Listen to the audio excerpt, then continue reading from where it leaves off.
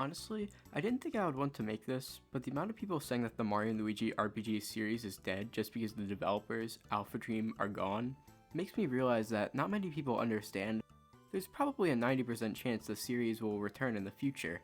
This one's going to be a bit shorter, but it's something I'm pretty passionate about, so I'm making it. If you saw my other video on ALPHADREAM, you should be caught up to speed on how the developers came and went, and I highly recommend that video for basic knowledge on this subject. But to sum it up, ALPHADREAM was formed in 2000 and ended up being the primary developers on the Mario & Luigi RPG series, making all 5 main games, then later 2 remakes, which led to the developers' inevitable bankruptcy due to the poor sales from the remakes being on a virtually dead game system. Since October 2019, when the company declared bankruptcy, many fans were quick to point out that the series would now be dead, no longer continued as the developers were now gone. But I'd like to argue otherwise, and I think it can be summed down to 3 main reasons. This is the most self-explanatory and shortest reason of all. ALPHADREAM doesn't own any of the Mario & Luigi series. Even the original characters in the series like Phantasma or Starlo, it's all still owned by Nintendo. So if Nintendo wanted to make a new Mario & Luigi, they 100% could. It might even work if they want to make it internally at one of their EPD studios. Further proof of this is the fact that they even trademarked the series back in January of 2020, which clarifies that they do indeed own Mario & Luigi. Although don't let trademarks deceive you. They could easily just be doing that to renew the series. This doesn't necessarily mean that they're going to be making a new game or anything. There are several EPD groups that would be capable of developing one while also making their own regular games. Or another first-party owned Nintendo studio like Retro Studios, Next Level Games, Grezzo, and so on. But for who could develop another Mario & Luigi game is a different discussion, so let's move on. This one is a bit out there, and I need you all to hang on with me for a second before leaving the inevitable comments about it. For those who don't know, Mario Party 1 through 8 was all developed by Hudson Soft, but they ended up getting merged with Konami, so they couldn't make Mario Party anymore. So what did Nintendo do to save their beloved Party series? They got another team to make it. More specifically, ND Cube, another studio owned by Nintendo, which ever since the merge, a majority of Hudson's employees just moved to ND Cube. And then they just continued making Mario Party and other Nintendo games. Now I want to address the elephant in the room at this point.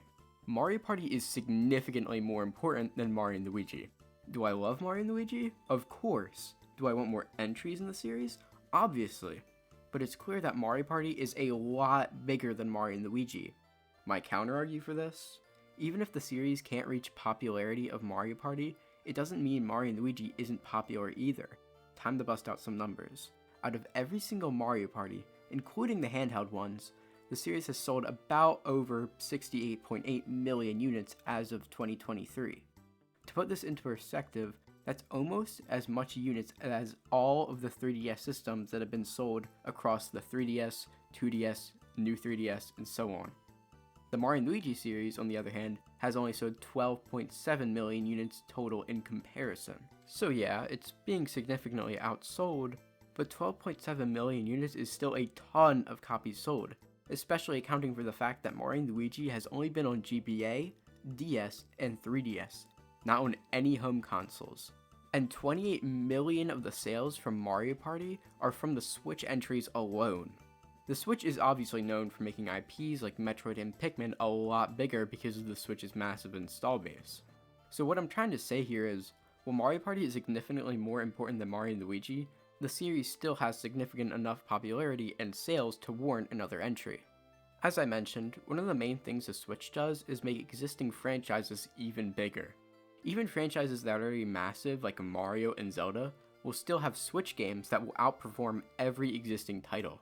Mario & Luigi would be a great experiment to make a Switch game, even if it's just a slightly modified port to see how it performs. If it does great, then make more.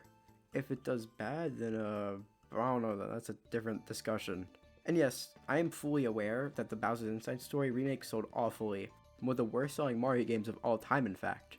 But I'm sure Nintendo now understands that that was primarily because of the fact it was on the 3DS in 2019, released alongside another, more popular Mario game, which was being marketed significantly more. It was even rumored Nintendo cancelled several other 3DS games because of the poor sales.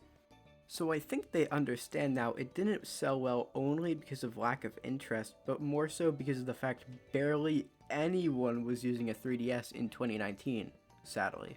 My point here exactly is, just because the company is defunct doesn't mean that they still can't continue the series. It's happened before and it's still very plausible. They just need another developer. So let's continue. Something I've heard many Mario RPG fans say after the bankruptcy of ALPHADREAM is, well, Mario and Luigi won't come back because there can only be one Mario RPG series, so Paper Mario can be good again.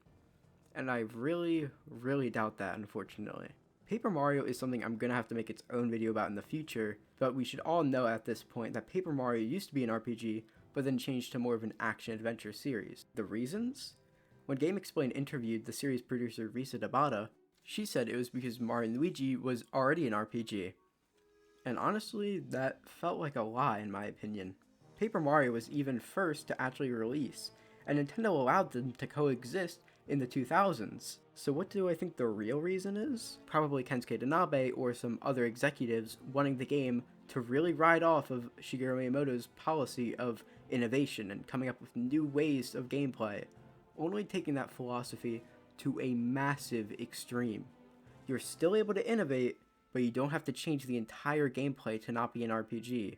And this isn't even including Nintendo's strange views on progression and EXP, but that'll be a whole massive other story which we will not get into today. I apologize for getting a bit off topic there for a second, but now I think you get why I think it's a lie, or at least a very small factor in why Paper Mario stopped being an RPG. It won't just end because Nintendo only wants one Mario RPG series. Intelligent Systems probably wouldn't even want to return to the original formula because the executives just want to focus on innovating. Before we get into the next topic, I should probably clarify that I'd consider Mario + Rabbids to be more of an exception here. It's a collaboration primarily developed by Ubisoft. They still had to try really hard to pitch the first game and the sequel. I didn't really view the series as a permanent thing, more of just a few games and then that's kinda it. So I'm kinda hesitant to apply it here. And even then, Mario + Rabbids feels like more of a very different type of RPG. A bigger gap of difference compared to the combat differences of early Paper Mario and Mario & Luigi, if that makes any sense. This point is a bit of a smaller point, but something I want to bring up. I've heard people say that Nintendo shouldn't and wouldn't make another entry because it'd be so different it wouldn't be the same anymore, and they just leave the legacy alone. And while I do understand that, and if the series would be getting massacred completely as a result, I'd agree. But do you understand what company we're talking about here? It's Nintendo. It's their job to innovate and change up the formula every once in a while, but they just need to strike a balance between innovation and consistency as good as ALPHADREAM once did. It's inevitable that a series is going to change, and maybe the series will become more stale like the Paper Mario series in terms of creativity, or maybe they'll change up the combat and it'll be terrible. Do I think it's going to be transformed into something completely different like Paper Mario? No. But with a completely different staff, things are going to change. And while this may be potentially bad, we're going to have to realize that we will have to be prepared. And you have to realize a lot of the higher ups at ALPHADREAM stayed during the company's entire lifespan. They were there to make sure each step in the series was consistent and up to the quality standard for the series. If I see Mario & Luigi 6, and it only has generic toads and a light emphasis on story, or the combat is massacred, I gotta be prepared, because that day is likely inevitable if the series is to continue. So, to wrap this point up, instead of seeing the series as dead, Nintendo might see this as an opportunity to pick up and do their own spin on it, this time with their own complete control. And that's about it. There's a lot more small reasons, but I think it's very unlikely they'll leave the series in the dust. Will it be on hiatus? Definitely. But I think we'll see something new from the series within the next 5-ish years.